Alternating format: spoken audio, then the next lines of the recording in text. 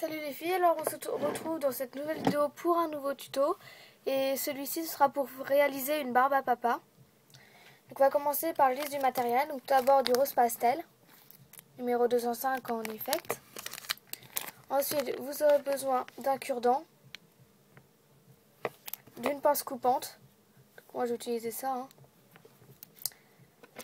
Pour couper la pâte, couteau, cutter, scalpel, enfin, voilà. Et pour celles qui veulent l'accrocher, un clou. Donc voilà, donc on va commencer. Alors tout d'abord, vous allez faire une boule de rose.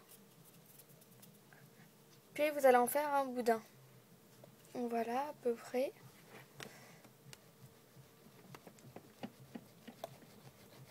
Donc pas trop fin mais pas trop épais non plus.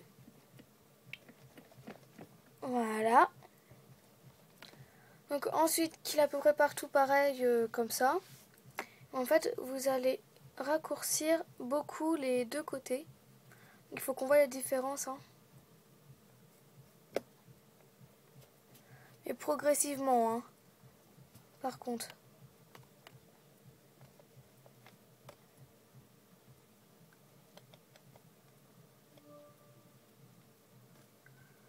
Donc voilà, on voit bien la différence que ça rétrécit.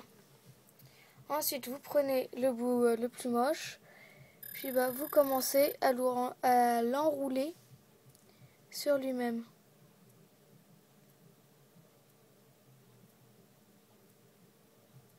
Donc comme ça.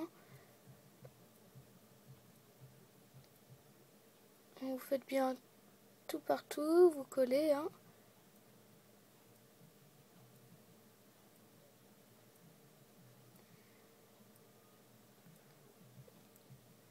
Donc voilà à peu près. Une fois terminé. Ensuite, vous prenez le sens, serrez mieux debout.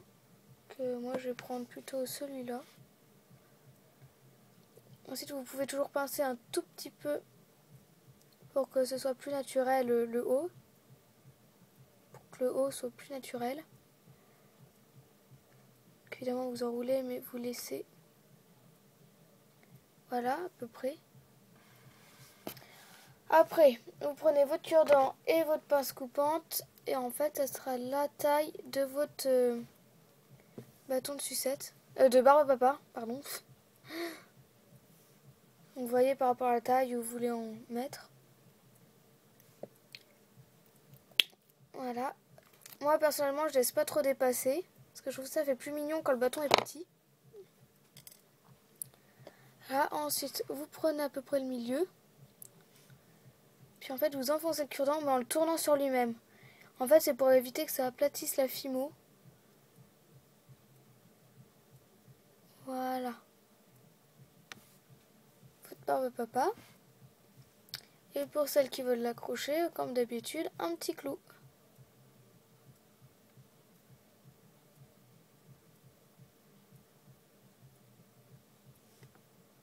Voilà. Donc la barbe à papa est terminée. Ce tuto était très court parce qu'en même temps, il n'y a pas vraiment beaucoup de matériel et de manipulation. Enfin voilà. Donc j'espère que mes explications auront été claires, comme tous les autres tutos d'ailleurs. Que cette vidéo vous aura plu, qu'elle vous aura aidé. Et puis à bientôt et on se retrouve sur ma boutique. Salut!